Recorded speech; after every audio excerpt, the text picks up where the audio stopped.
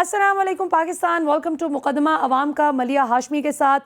ناظرین، پاکستانی عوام کا ایک مقدمہ تو یہ تھا جو آج سے 2 دن قبل پوری قوم نے ماشاءاللہ مل کر تمام تر سیاسی اختلافات کو بالائے طاق رکھتے ہوئے جس طرح جس جذبے کے ساتھ، جس قوت ایمانی کے ساتھ لڑا، جس طرح حرمت قرآن پاک کے لیے پاکستانی عوام سڑکوں پر نکل کر پرزور یٹ پرامن احتجاج کے لیے آئی اور جس طرح اپنی آواز بلند کی، پوری دنیا میں اس کا نوٹس بھی لیا گیا، اس کو غور بھی کیا گیا اس پر کہ یہ غیرت سے عاری قوم نہیں ہے، یہ خاموش نہیں رہیں گے اگر ان کی مقدس کتاب پر اس طرح سے حملہ کیا جائے گا۔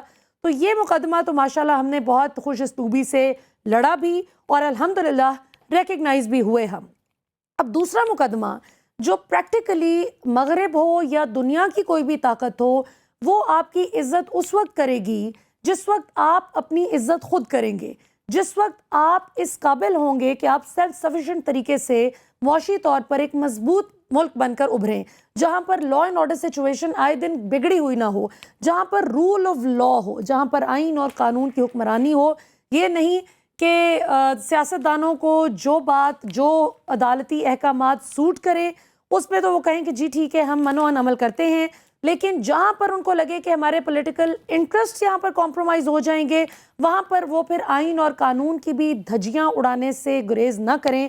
اس پریکٹس کو روکنا ہوگا۔ تو آج ہم مختلف سیاسی ایشوز پر بھی بات کریں گے ناظرین۔ آنے والے دن اب بہت ڈیسائسو ہوں گے، بڑی ڈیسائسو موڑ پر آ چکی ہے پاکستان کی جو پولیٹیکل ڈائنامکس ہیں، جو ان کی اب جو اونٹ ہے پاکستان کی سیاسی ڈیولپمنٹس کا، وہ کس کروٹ بیٹھنے جا رہا ہے آنے والے کچھ دنوں میں واضح ہو جائے گا۔ اس ہفتے میں ہم نے دیکھا کہ IMF کے ساتھ خدا کر کے حکومت کے جو مذاکرات تھے، اللہ کر کے اب وہ فائنلی $3 ارب کا سٹینڈ بائی ایگریمنٹ جو ہے اس پر ایک اتفاق رائے قائم ہو چکا ہے، اور اس میں IMF کی ٹیم نے former prime minister PTI chairman کو بھی وزٹ کیا اور ان کو بھی اعتماد میں لیا، اور جس پہ بعد ازاں انہوں نے بھی میچورٹی کا مظاہرہ کیا۔ یہ نہیں کہ اپنی، چونکہ اس وقت ظاہر ہے کہ جو پولیٹیکل وکٹمائزیشن کا شکار ہیں بقول ان کے جو کچھ جس طرح کے کیسز بنے ہوئے ہیں، تو اس وقت اگر وہ اس IMF کے معاہدے میں کوئی رکاوٹ ڈالنے کا اگر کوئی بھی سٹیپ لیتے تو شاید سیاسی طور پر اور اوورآل معیشت کو نہ سنبھال پانے کے حوالے سے اسحاق ڈار اور PDM حکومت، ان کو تو چلو جو نقصان ہوتا سو ہوتا، لیکن پاکستان کا بہت نقصان ہوتا۔ تو مجھے خوشی ہے اس بات کی کہ انہوں نے میچورٹی کا ثبوت دیا اور ملک کا سوچا۔ تو وقت آ چکا ہے کہ چاہے وہ تمام ادارے ہوں، چاہے پاکستان کی عوام ہو، چاہے سیاستدان ہو، ہم سب کو مل کر ملک کا سوچنا ہوگا اور اپنی چھوٹی چھوٹی انائیں، چھوٹی چھوٹی جو لڑائیاں ہیں ان پہ ملکی انٹرسٹ کو کمپرومائز نہیں کرنا۔ تو بات کرتے ہیں جی، آج ہمارے ساتھ 2 بہت ہی لٹریری لوگ موجود ہیں۔ ایک تو ہمیں طاہر ملک صاحب جوائن کر رہے ہیں، آپ پروفیسر ہیں، یونیورسٹی پروفیسر بھی ہیں اور پاکستان کے ممتاز سیاسی تجزیہ نگار بھی ہیں، اور ان کے ساتھ ہمیں جوائن کر رہے ہیں جی احسان صاحب جو کہ بہت پاکستان کے مایہ ناز وکیل ہیں اور بڑی اپنی قانونی رائے کی وجہ سے جانے جاتے ہیں، بالکل سیدھی 2 ٹوک بات کرتے ہیں۔ احسان صاحب، آپ سے گفتگو کا آغاز کرتے ہیں۔ ابھی جو ساری صورتحال چل رہی ہے، اب کسی نہ کسی کروٹ تو اس اونٹ نے بیٹھنا ہے، اور ارے اسکائپ پہ ہمیں ساتھ ساتھ جوائن کر رہے ہیں جی ذرا دور سے، لیکن ہمارے دل کے بہت قریب ہیں کیونکہ وہ بچوں کی طرح سے، بچوں کو استاد پڑھاتا ہے کلاس میں، اس طرح وہ قانون سمجھاتے ہیں پاکستان کی عوام کو۔ سو ہمیں جوائن کر رہے ہیں جی اظہر صدیق صاحب بھی۔ اظہر صدیق صاحب، آپ کا بھی بہت بہت خوش آمدید ہم آپ کو کہتے ہیں۔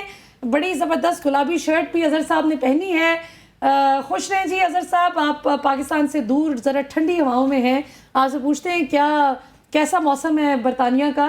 احسان صاحب، آپ سے گفتگو شروع کرتے ہیں، آپ کیسے دیکھتے ہیں آگے کیا صورتحال بنتی ہوئی نظر آ رہی ہے؟ توشہ خانہ کیس جو ہے اب وہ بڑے ڈیسائسو مرحلے میں آ رہا ہے، ٹرائل کورٹ کی جانب سے اب ایک فیصلہ بھی آ گیا کہ وہ مینٹینیبل ہے۔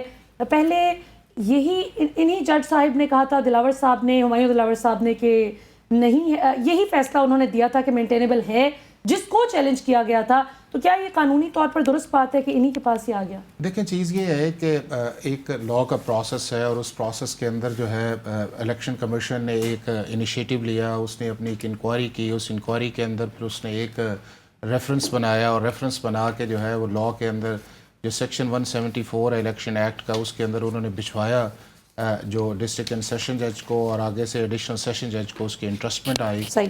اس کے بعد یہ ہے کہ پروسیڈنگ سٹارٹ ہوئیں. ان پروسیڈنگ سٹارٹ ہونے کے بعد جو ہے جو اگلی چیز آئی وہ انڈائٹمنٹ بھی اس چیز کے اندر آئی, اور اس کے بعد اس کی ایڈمیزیبلٹی کو ہائی کورٹ اسلام آباد کے اندر چیلنج کیا گیا کہ ان کے پاس یہ مینٹینیبل نہیں ہے. ہائی کورٹ اسلام آباد نے ایک فیصلہ دیا, اور فیصلے کے بعد جب چیز سامنے آئی تو انہوں نے اس چیز کو ریمانڈ کیا, اور ریمانڈ کر کے دوبارہ ایڈیشنل سیشن جج کو کہا کہ آپ اس کو 7 دن کے اندر اس کی مینٹینیبلٹی جو ہے اس کا فیصلہ کریں.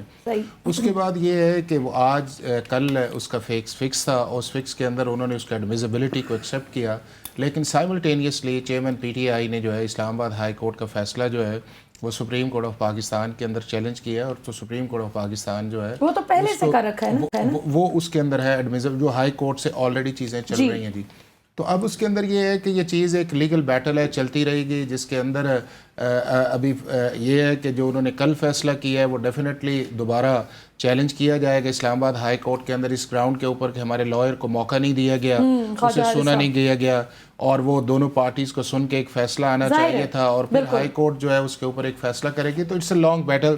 وہ اس طرح نہیں ہے کہ آپ یہ سمجھیں کہ جس طرح یہ کل کی ایک میڈیا ہائپ بنی ہوئی ہے کہ جی بہت جلد اس چیز کا فیصلہ ہوگا, اور اس چیز کے اندر جو ہے کسی کو کوالیفائی یا ڈسکوالیفائی کا ایک فیصلہ ہے. اس کا جو بھی فیصلہ آئے گا وہ ڈیفینیٹلی چیلنجیبل ہے, اور انہوں نے جو فیصلہ کرنا ہے وہ to the extent of criminal proceedings کرنا ہے. الٹیمیٹلی جو ہے وہ 631P کا جو پروسیڈنگز ہے it's a long journey to go. جی بالکل صحیح. اچھا, اس سے پہلے کہ میں طاہر ملک صاحب کی طرف آؤں اور ذرا سیاسی صورتحال پر تجزیہ لوں, اظہر صدیق صاحب آپ نے گفتگو سنی ہے احسان صاحب کی. اب صورتحال یہ ہے کہ اسلام آباد ہائی کورٹ کے چیف جسٹس عامر فاروق صاحب نے جب 2 دن قبل, یہ 3 دن قبل یہ جب بات چیت ساری ہوئی عدالت میں, تو وربلی انہوں نے یہ کہا, ابھی کل ہمارے پروگرام میں شعیب شاہین صاحب بھی موجود تھے, وہ وہاں اس دن کمرہ عدالت میں اس وقت موجود تھے, اور ان کا بھی یہ کہنا تھا کہ وربلی چیف جسٹس اسلام آباد ہائی کورٹ عامر فاروق صاحب نے یہ فرمایا کہ آپ کی اپلیکیشن جو ہے اس کو الاؤ کر رہے ہیں. الاؤ کرنے کا مطلب جیسے کہ آپ خود سمجھتے ہیں, عوام کے لیے میں تھوڑا سا بتا دوں کہ یہ ایز اٹ از اس کو ایکسیپٹ کیا جا رہا ہے, یعنی یہ مینٹینیبل نہیں ہے جو مدعا تھا. لیکن بعد ازاں جو تحریری آرڈر تھا اس میں بالکل الٹ بات کی گئی اور ٹرائل کورٹ میں اس کو بھیج دیا گیا. اب یہ بتائیے کہ ہمایوں دلاور صاحب کے پاس ہی واپس کیس کا چلے جانا سنوائی کے لیے, جنہوں نے ایک فیصلہ دیا تھا جس کو چیلنج کیا گیا تھا, آپ قانونی طور پر اس کو کس طرح دیکھتے ہیں؟ دوسرا یہ کہ عمران خان صاحب جو سابق وزیر اعظم صاحب کے وکلاء ابھی شکوہ کر رہے ہیں کہ ہمیں سنا نہیں گیا, خواجہ حارث صاحب نے ابھی اپنے آرگیومنٹس دیے ہی نہیں, اور پہلے ہی یہ فیصلہ سنا دیا گیا, منڈے تک کا بھی انتظار نہیں کیا گیا, حالانکہ 7 دن کی مہلت دی تھی چیف جسٹس صاحب نے. تو ابھی آپ اس صورتحال کو کس طرح سے دیکھتے ہیں؟ اگر اس فیصلے کی کاپی جو ابھی دلاور صاحب نے ہی دوبارہ سے فیصلہ دے دیا ٹرائل کورٹ سے, اگر اس کی کاپی نہیں ملتی اگلے 3 دن, تو یہ تو اسلام آباد ہائی کورٹ میں بھی چیلنج نہیں ہو سکے گا.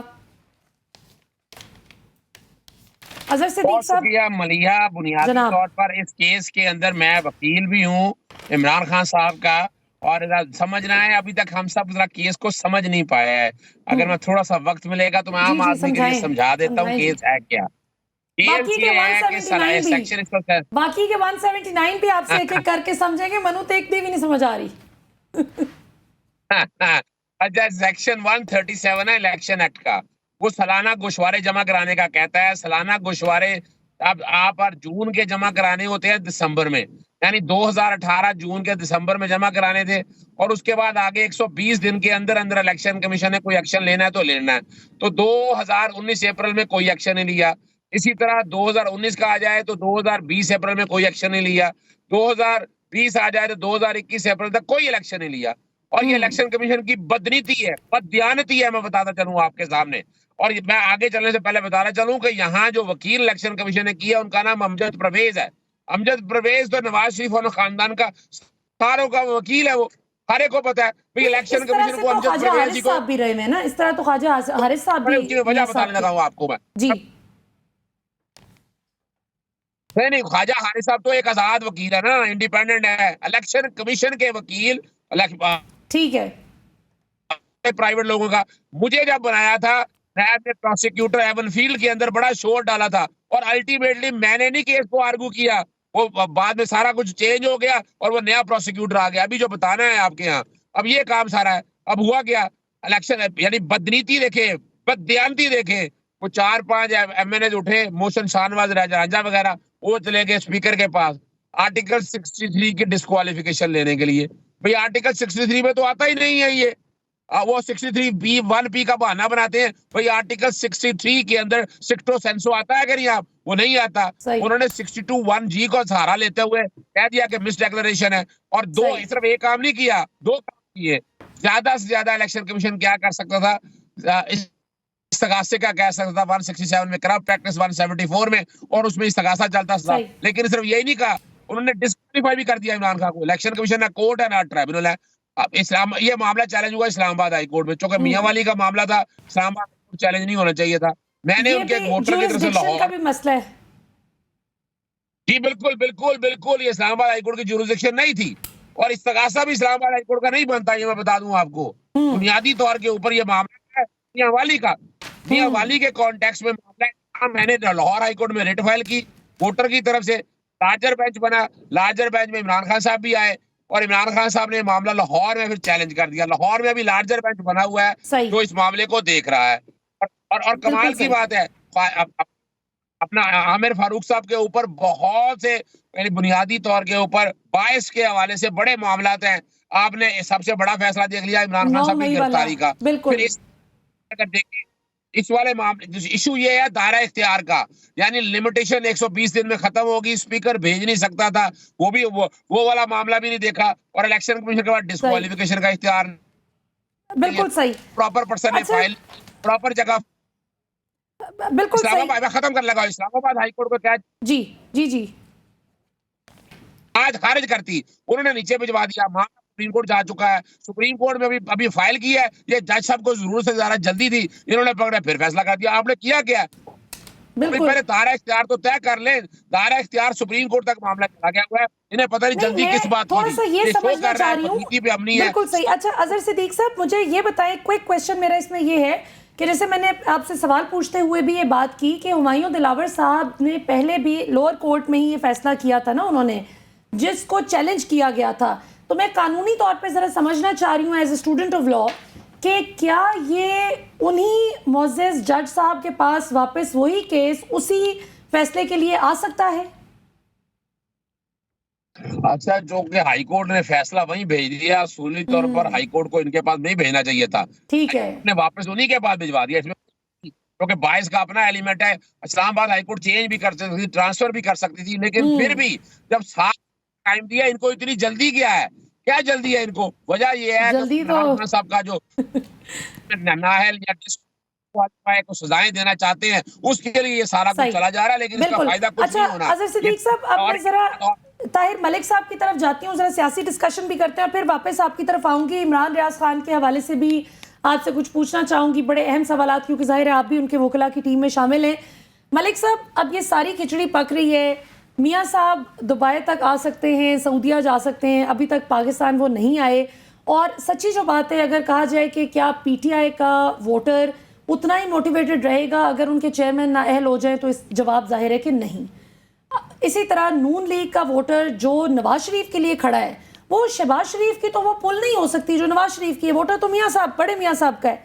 तो आप अब इसको किस तरह से देखते हैं कि जिन चीज़ों पे नून लीग कहती थी कि हमारे साथ ज्यादती हो गई है पैनमा केस में और वो एवन फील्ड वगैरह सब कुछ, उस पर मुख्तलिफ आरा पाई जाती है, लेकिन उनको लगता है कि मियाँ साहब की नाअहली एक बदनीयती पर मबनी फैसला था।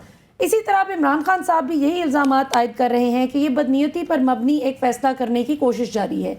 ये सिलसिला कब तक चलता रहेगा और आगे आप क्या होता देख रहे हैं?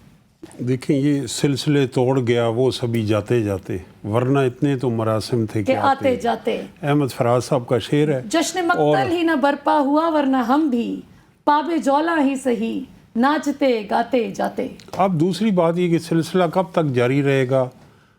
जब तक हम साउथ अफ्रीका की तर्ज पे ट्रूथ एंड रिकॉन्सिलेशन कमीशन नहीं बनाएंगे, जिसमें ताकतवर बासर लोग अलामती तौर पे सेंसिटाइज हो के अपने जराइम का एतराफ़ करते हुए आइन और कानून और रूल ऑफ लॉ के आगे सबमिट करेंगे। सबसे गलतियाँ हुई हैं, सियासतदानों से लेके عدلیہ سے لے کے میڈیا سے لے کے تمام وعدہ، تو اس کو تسلیم کر کے ملک کو آگے بڑھنا چاہیے۔ باقی آپ کا جہاں تک سوال ہے، یہ ہماری سیاست کا جو سفر ہے دائروں میں مقید سفر ہے، تو گیم وہی رہتی ہے چیس بورڈ پہ، کردار بدل جاتے ہیں اور شریک جرم نہ ہوتے تو مخبری کرتے، تو یہ سارے کردار ہیں اور مکافات عمل کا کھیل ہے۔ لیکن اس میں عام آدمی کے لیے کیا ہے؟ لیاقت علی خان سے لے کے سابق وزیر اعظم تک، یہاں صرف جو وزیر اعظم کی کرسی پہ بیٹھتا ہے ہاٹ سیٹ پہ وہی نائل ہوتا ہے، تو باقی جو لوگ مقدس ہیں یہاں کیا نہیں کرتے۔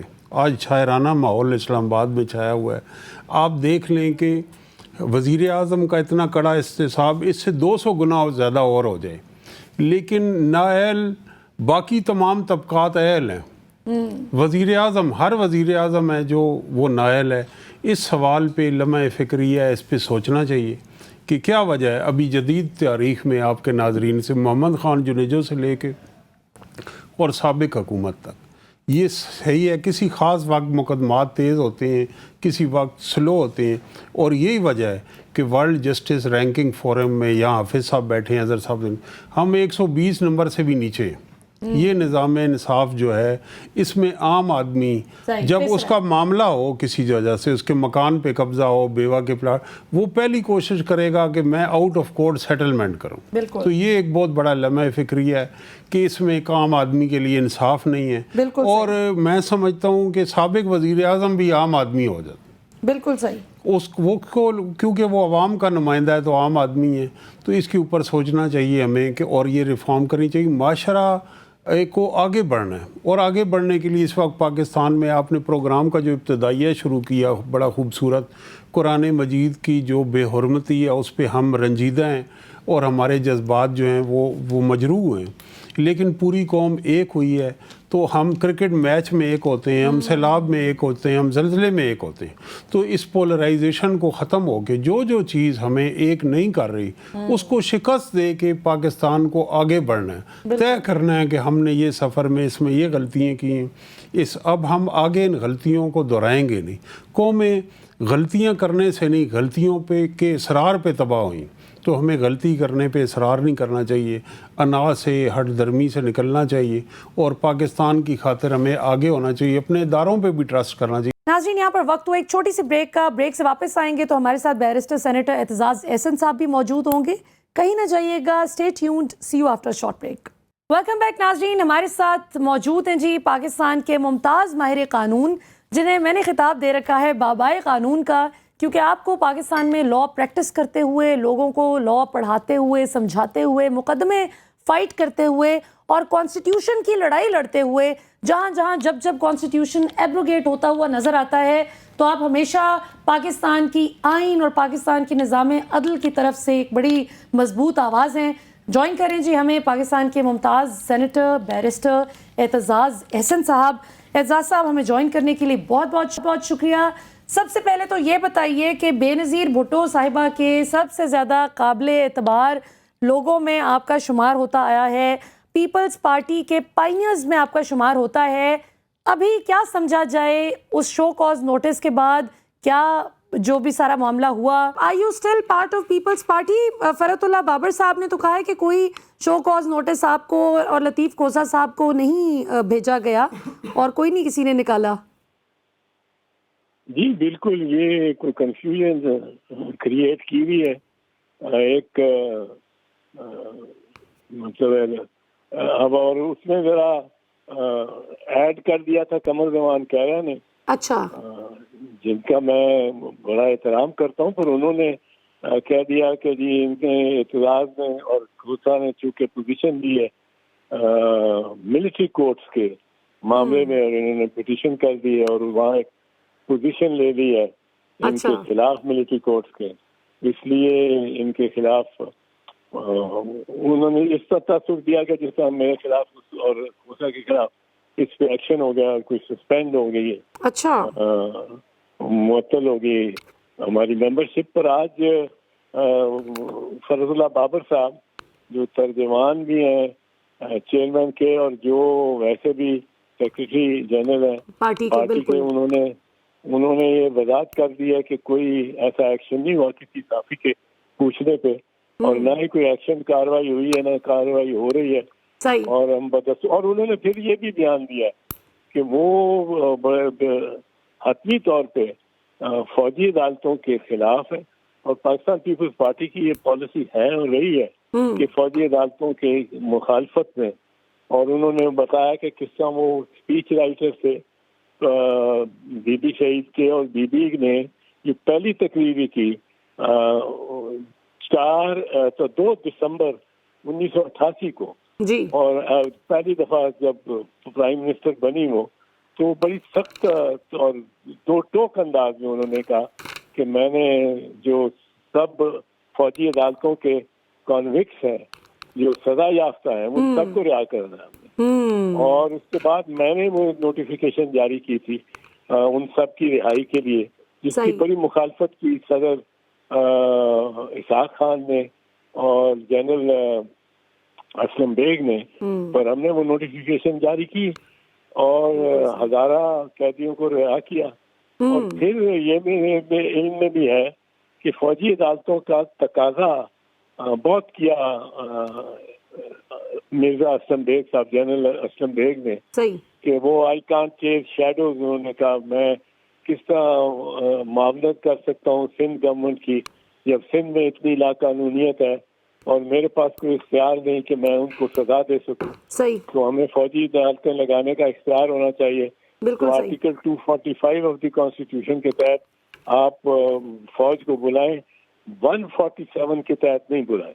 تو ہم نے کہا کہ ہم تو in aid of civil power بلا سکتے ہیں، not in supersession of civil power. بالکل صحیح. اور پھر ہمیں جب ڈسمس کیا گورنمنٹ کو تو یہ ایک الزام تھا جس پہ بارے میں بی بی نے، جب صدر اسحاق خان نے کہا کہ یہ آپ کی بڑی ڈیریلیکشن آف ڈیوٹی ہے کہ آپ فوجی عدالتیں نہیں لگنے دیتی، یہ اس پہ تو آپ کے خلاف ایکشن بھی ہو سکتا. انہوں نے کہا میری گورنمنٹ جائے سو کرا جائے، فوجی عدالت کو میں نہیں تسلیم. بالکل. اچھا اعتزاز صاحب، اتنی پرنسپل پوزیشن تھی شہید بے نظیر بھٹو صاحبہ کی بھی، اور میں ایگزیکٹلی اگلا سوال میرا یہی ہونا تھا آپ سے کہ پیپلز پارٹی نے کب سے، یعنی اگر آپ پر ایک الزام عائد کیا جاتا ہے جو کہ obviously it's your right to hold your position، اور وہ بھی ظاہر کانسٹیٹیوشن سے متصادم بھی نہیں ہے آپ کی پوزیشن، کہ جب آپ ملٹری کورٹس میں سویلینز کے ٹرائل کی مخالفت کرتے ہیں، تو کیا پیپلز پارٹی کے جو لوگ آپ پر تنقید کر رہے تھے یا ہیں، کیا وہ اس کو سپورٹ کرتے ہیں؟ پھر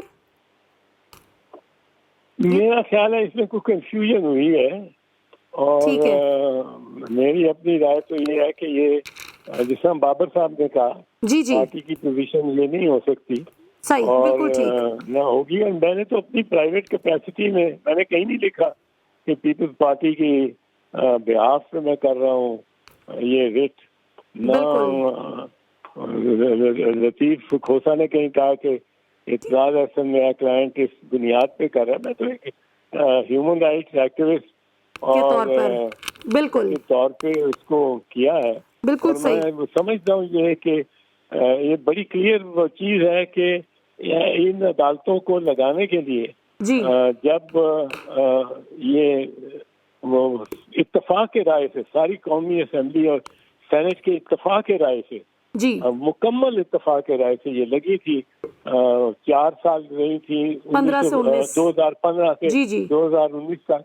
تو ایک 2 آئینی ترامیم کی گئی تھی، آئین میں ترمیم کر کے ان کو لگایا گیا تھا. صحیح. اب وہ آئین میں اگر ترمیم کر لیتے ہیں وہ تو ٹھیک ہے، وہ کر لیں، لیکن آئین میں ترمیم اس وقت نہیں کر سکتے کیونکہ پاس 228 نمبر نہیں ہے. اگر 228 نہ ہو تو آئین میں ترمیم نہیں ہو سکتی. بالکل صحیح. اس کا مطلب ہے کل الیکشن ہو، الیکشن کے بعد اگر کوئی 2/3 میجورٹی لے کے آ جاتا ہے اور وہ 2/3 میجورٹی سے امینڈ کرتا ہے آئین کو تو وہ کر سکتا ہے، پھر اس کا استحقاق ہے. اچھا لگا لیں فوجی عدالتیں. بالکل صحیح. اچھا اعتزاز صاحب، آخر میں بس کوئکلی آپ سے پوچھنا چاہوں گی، ابھی آپ کے جو ہمسائے ہیں جن کا میں نام نہیں لے سکتی، 92 کا ورلڈ کپ جو تھا وہ جب جیتا تھا پاکستان نے، تو وہ کیپٹن تھے پاکستان کی کرکٹ ٹیم کے، ان کی نااہلی، اچھا جانتے ہیں آپ انہیں، ان کی نااہلی کے حوالے سے کچھ باتیں چل رہی ہیں کہ شاید توشہ خانہ جو کیس ہے اس کو بنیاد بنا کے نااہلی کی طرف چیزیں بڑھیں. آپ کو کیا کیسی صورتحال ڈیولپ ہوتی نظر آ رہی ہے؟ 200 تک تو ان کے کیسز پہنچ گئے ہیں.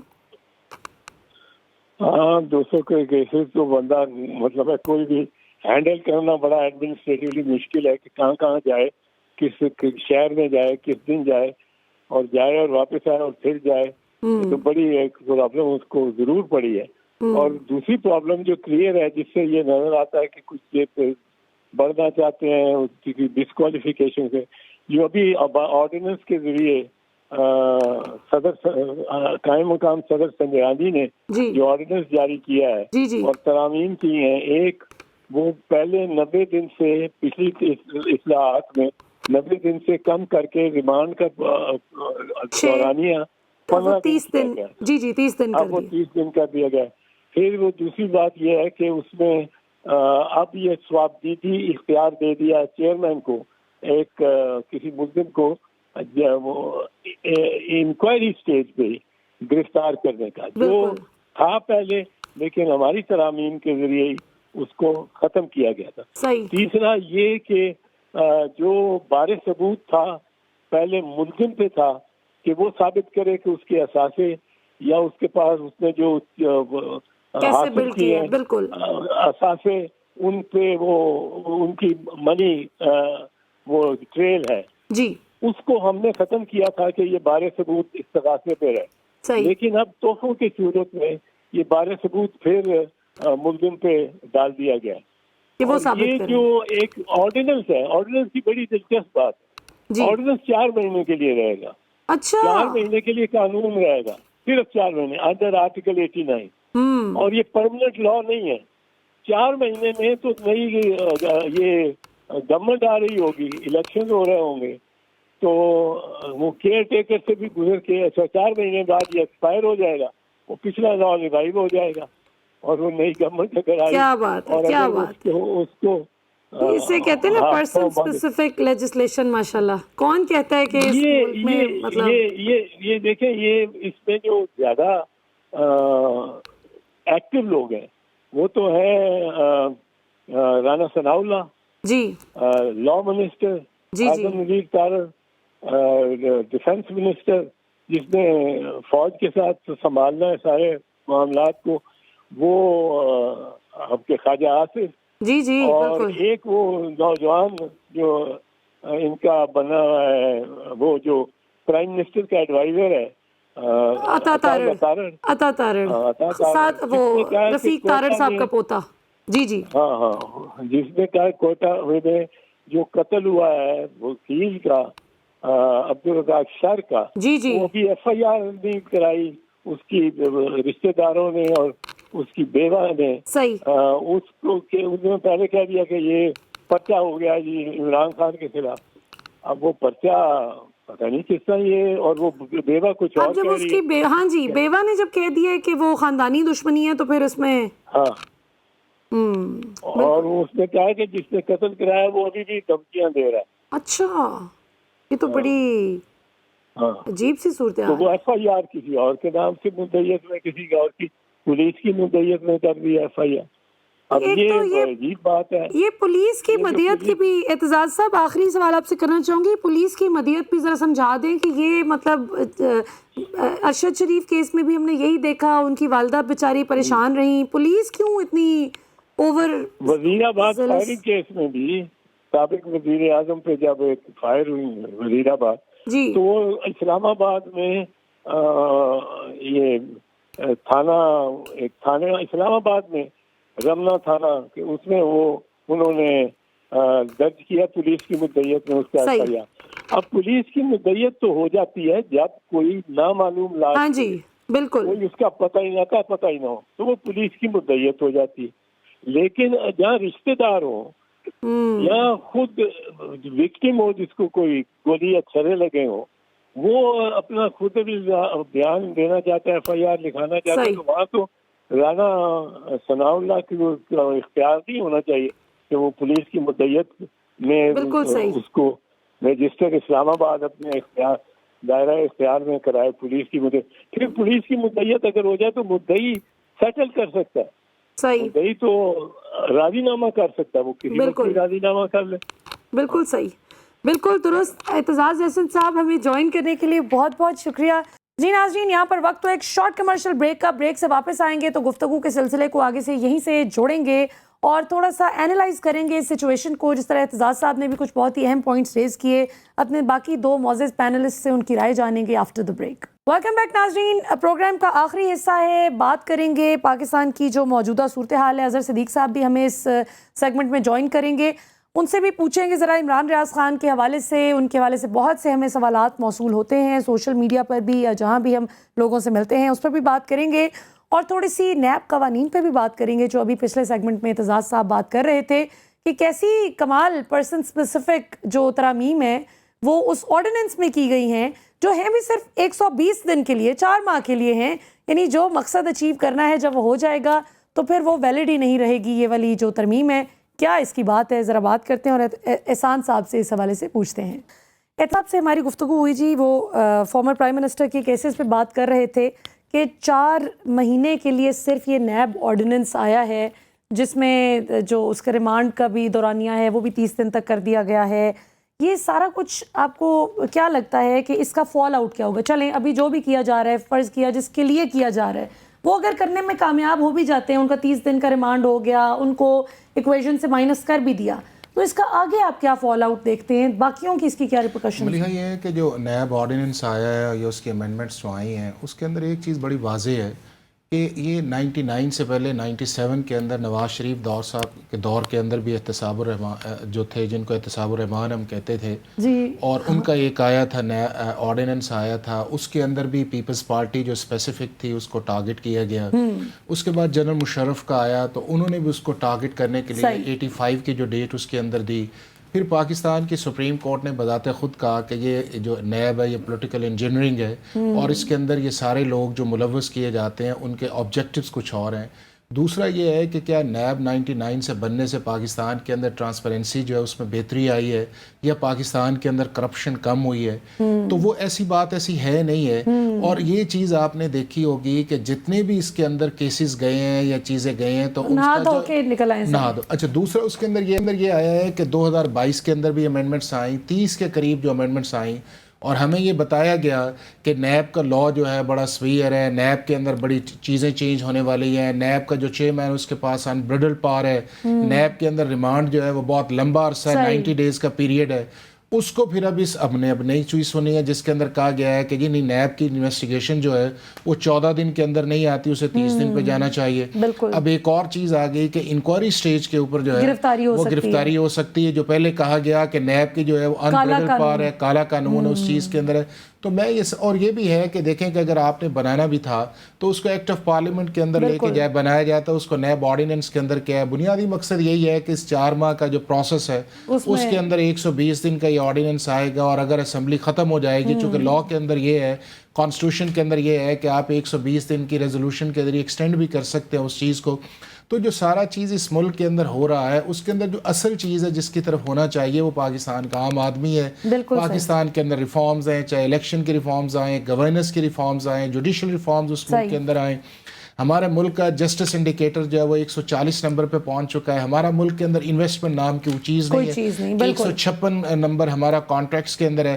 تو وہ چیزیں جو ایڈریس کرنے والی ہیں جس سے پاکستان کی اکانومی کو اس کو بہتری کے لیے جایا جائے. اور میں یہ سمجھتا ہوں کہ ان ساری چیزوں کا جو منبع جو ہے جس کی طرف ملک صاحب نے بھی اشارہ کیا, ٹروتھ اینڈ ریکنسلیشن کمیشن کی بجائے جو ہے سب سے پہلے جو ہے وہ آپ اس ملک کے اندر چارٹر آف ٹرانسپیرنسی تو لے کے آئیں. بالکل, آپ اس ملک کے اندر کرپشن کے اوپر تو بات کریں, کہ اس ملک کی گورننس کے اندر تو بات کریں. اس ملک کے اندر جو عام آدمی سالہ سال انصاف لینے کے لیے اس کی عمر نکل جاتی ہے اس پہ تو بات کریں. جو اس ملک کی پولیس کے بات کریں کہ اس ملک کی پولیس کس حد تک ایکسیسونیس کرتی ہے, کتنی زیادتیاں کرتی ہے, کتنی لوگوں کو تنگ کرتی ہے, اور کتنی لا اینڈ آرڈر کی سچویشن جو ڈیٹیریشن ہے. تو یہ ساری چیزیں ہیں جس کو ایز اے کمپوزٹ ہمیں لے کے چلنا چاہیے اس ملک کی بہتری کے لیے. اور یہ جو پرسن اسپیسیفک لیجسلیشن ہے کبھی اپنے فائدے کے لیے, کبھی کسی کے نقصان کے لیے, یہ اس ملک کے ان دا لانگ رن اس ملک کا اس میں فائدہ نہیں ہے. بالکل صحیح. ملک صاحب آپ کیا کہیں گے اس ساری صورتحال کے حوالے سے کہ ابھی جس نہج پہ اب چیزیں آ گئی ہیں, اور جس طرح انہوں نے کہا کہ پرسن اسپیسیفک لیجسلیشن یہ کسی بھی دور میں کوئی بھی کرے تو وہ غلط ہے. ابھی کچھ دن پہلے شاہد خاقان عباسی صاحب ہمارے پروگرام میں موجود تھے, تو انہوں نے تو سرے سے کہہ دیا کہ نیب کو ہی ختم کر دینا چاہیے کیونکہ نیب کچھ ریکور تو کر نہیں پا رہا. اور دوسرا یہ کہ انہوں نے کہا کہ مجھے کوئی 100 پیشیاں میں بھگت چکا ہوں, جو کہ بڑی مطلب وہ تھی کہ اور ملیہ ایک چیز جو بڑی امپورٹنٹ ہے کہ جس کے اندر پہلے نیب میں یہ تھا کہ جو اونس آف پروف تھا وہ آپ نے ایکیوز کی طرف رکھا اور اس کو جو ہے کہا گیا کہ یہ جی بڑا ظالم ہے, چونکہ لا کے اندر کرمنل میں بھی یہ ہے کہ پروسیکیوشن کا کام اس کو کرے. اب امینڈمنٹ کے اندر آپ نے پھر جو ہے وہ اونس شفٹ کر کے تو آپ نے ایکیوز کی طرف کر دیا ہے. تو اتنی بڑی جو شفٹ ہے اس کے اندر جو ہے وہ کسی نہ کسی جگہ جو ہے وہ جو گڈ انٹینشن کا ایک کانسیپٹ لا کے اندر ہے وہ نہیں ہے. اور اس کا مطلب یہ ہے کہ 2022 کی جو امینڈمنٹس کی گئی تھیں اس کے اندر بھی سپریم کورٹ کو جلد فیصلہ کر کے اس مسئلے کو بھی حل کرنا چاہیے. بالکل صحیح. ملک صاحب, میں کہوں گا کہ انسٹیٹیوشنل فیلئر ہے اور یہ احتساب کا ہم ایک صاف, شفاف اور ٹرانسپیرنٹ میکنزم بنانے میں ناکام رہے. اسی وجہ سے ہماری جو ججمنٹس ہیں بہت ساری وہ دنیا کے اندر ان کو وکٹمائزیشن کی نظر سے دیکھا جاتا ہے. تو یہ چراغ سب کے بجھیں گے, ہوا کسی کی بھی نہیں. یہ جو ایک کنسنسس ڈیولپ ہوا تھا کہ نیب لاز میں امینڈمنٹ کرنا, یہ اجتماعی دانش تھی. پیپلز پارٹی, نون لیگ نے سفر کیا. آج ابھی تک ہم جو انگریز کے کالے قوانین نہیں ختم کر سکے. حافظ صاحب بیٹھے ہیں, اعتزاز صاحب ہیں, ایم-پی-او اور جو ہے دفعہ 144 پی سی اور 1898 کا کرمنل پروسیجر کوڈ. تو منٹو کا افسانہ جو نیا قانون آزادی کے بعد چھایا ہوا تو اس میں اسی کی جانب اشارہ دیا گیا تھا. ہم انگریز کے اثر نو کالے قوانین مزید بناتے جا رہے ہیں. قومیں جب آزاد ہوتی ہیں تو وہ آزاد نقطہ نظر سے خود مختار طریقے سے وہ قوانین بناتے ہیں جو قوموں کو آزادی دلاتے ہیں. ہم نے وہ قوانین بنائے ہیں جس سے ہم نے انسانوں کو جکڑا ہوا ہے. تو یہ ایک لمحہ فکریہ ہے. 14 اگست بھی آنے لگا ہے, زیادہ دور نہیں. اس پہ ہمیں اجتماعی طور پہ سوال اٹھانا ہو کہ ملک تب آزاد ہوتے ہیں جب عوام آزاد ہوں, جب پسے ہوئے طبقات آزاد ہوں. تو نہیں تو پھر وہ یہ ساری چیزیں جو ہیں کوسچنیبل ہے. ایسے لاز بنانے چاہیے ہمیں کہ جس کے ذات لوگ, ادارے جو ہیں وہ مضبوط ہوں اور عوام آزاد اور خود مختار ہوں اور ریاست ترقی کرے. اس کی راہ جو ہے وہ رول آف لا ہے, قانون کی حکمرانی اور ایک ٹرانسپیرنٹ جسٹس سسٹم. تو رول آف لا کس طرح آئے گا ملک صاحب؟ رول آف لا آنے کے لیے 3 طریقے ہیں, میں مختصراً بتا دوں. ایک ہے کہ ہمیں اسٹرانگ پارلیمنٹ چاہیے اور آزاد اور خود مختار عدلیہ چاہیے, اور جو تیسرا ستون ہے میڈیا کا, آزاد اور ذمہ دار میڈیا چاہیے. جب یہ 3 ادارے کمزور ہوں تو آپ سمجھیں کہ رول آف لا کی منزل دور ہے. اگر آپ کی پارلیمنٹ سپریم نہیں, اس کی کیپیسٹی ویک ہے, اگر آپ کی عدلیہ جس طرح حافظ صاحب نے بتایا ورلڈ جسٹس رینکنگ فورم میں ڈیلیور نہیں کر رہی, اور اگر آپ کا میڈیا جو ہے وہ سانس لینے پہ دشواری محسوس کر رہا ہے, تو رول آف لا کوئی اور شارٹ کٹ اس کا نہیں ہے کہ ان 3 اداروں کے مضبوط ہوئے بغیر رول آف لا مضبوط ہو سکتا. بالکل صحیح. اظہر صدیق صاحب, آپ کی طرف واپس آتے ہیں اور آپ سے بس لاسٹ کویسچن پوچھنا چاہوں گی عمران ریاض خان کے حوالے سے, کیونکہ میں کوئی بھی ویلاگ کروں, کہیں پہ بھی جاؤں, لوگ بار بار ایک ہی بات پوچھتے ہیں. سوشل میڈیا پہ بات کی جائے تو کویشچن میں پوچھتے ہیں, اور کیوں نہ پوچھیں, جو کوئی ملتا ہے وہ بھی پوچھتا ہے کہ ایک ہنستا بستا جیتا جاگتا انسان جو کہ بڑی زبردست طریقے سے اپنی صحافتی ذمہ داریاں نبھا رہا تھا, آپ اس کی رائے سے اختلاف کر سکتے ہیں, آپ اس کی نقطۂ نظر سے بالکل اپنا جو اختلاف ہے اس کو آپ بالکل اس کا اظہار ہر طریقے سے کر سکتے ہیں, لیکن یہ تو کوئی بات نہ ہوئی کہ اس کا پتہ ہی نہیں چل رہا کہ ہے کدھر. اب آپ ان کے وکلاء کی ٹیم میں شامل ہیں, پلیز بتا دیں کہ عمران ریاض خان صاحب کدھر ہیں, کب تک ان کی واپسی متوقع ہے, اور یہ کیا چل رہا ہے؟ پہلی بات تو جو ہے نا عمران ریاض کے حوالے سے ہر ایک کو پتا ہے کہ کہاں ہے اور کیوں رکھا گیا ہے. صرف آواز بند کرنے کے لیے رکھا گیا ہے, اور کورٹوں یعنی اتنی ایویڈنس موجود ہے اور کورٹوں میں صرف وقت دیا جا رہا ہے, وقت لیا جا رہا ہے کہ کسی نہ کسی طریقے سے یہ کام سارا جو مکمل ہو جائے یا یہ گورنمنٹ جو ہے اپنا وقت پورا کر لے. پروسیس یہ ہے جو سارا یہ اس طرف لے جایا جا رہا ہے. میں نہیں اتفاق کرتا اس بات سے اوپر بھئی اگر کسی نے غیر قانونی طور پر رکھا ہوا ہے تو چھوڑیں اس کو, اگر اس نے کوئی جرم کیا پرچہ دیں یا کاروائی شروع کریں, لیکن اس طرح آپ گرفتار کر کے نہیں رکھ سکتے. آپ کمروں میں بند کر کے رکھ لیں اور یہ کہیں کہ آپ مطلوبہ, اگر کسی کو ڈر یا خوف ہے, اور عمران ریاض نے پہلے پرچے بھگتے تو ہیں, کتنے پرچے کیے گئے, ان پرچوں سے پرچے خارج ہوئے, اب تو کوئی وجہ نہیں ہے نا. اب تو یہ غیر قانونی طور پر آپ حراست میں رکھ کر آپ ریاست کے اندر ریاست اگر قائم کر لیں تو اس کی اجازت نہیں دی جانی چاہیے. یہ سوچنا چاہیے ارباب اختیار کو. ہماری عدالتوں کو بھی چیف جسٹس صاحب نے بھی اس پہ لاسٹ ٹائم پہ آرڈر کیا تھا. لاہور ہائی کورٹ کے چیف جسٹس کے سامنے بھی معاملہ یہی چل رہا ہے, وقت دے رہے ہیں, وقت دے رہے ہیں, وقت دے رہے ہیں. بھائی اگر پتہ ہے تو لے کے آئے نا. اور کہا جاتا ہے کہ معاملہ تو ہو رہے ہیں, طے ہو رہے ہیں. معاملہ کیا طے ہونے ہیں سارے معاملے کے, ہر ایک کو پتہ ہے کہ آپ خدا رہا عمران ریاست کی دیکھیں ریاست کی ذمہ داری ہے اس کی زندگی سلامتی اور وہ اگر خدا نہ خواستہ اگر یہ ریاست کے اندر یہ ہونے لگ جائے گا پھر تو اللہ ہی حافظ ہے. یہ سوچنے والی بات ہے. بالکل صحیح. ہمیں اور ہمیں سختی سے اس پہ عمل کرنا چاہیے. پوری قوم کو آواز اٹھانی چاہیے کہ عمران ریاض نے اگر کوئی جرم کیا تو جرم سزا دے آپ. بالکل صحیح. اس کو اس طرح رکھ نہیں سکتے. بالکل ٹھیک ہو گیا. بالکل صحیح, بالکل صحیح. اظہر صدیق صاحب بہت بہت شکریہ.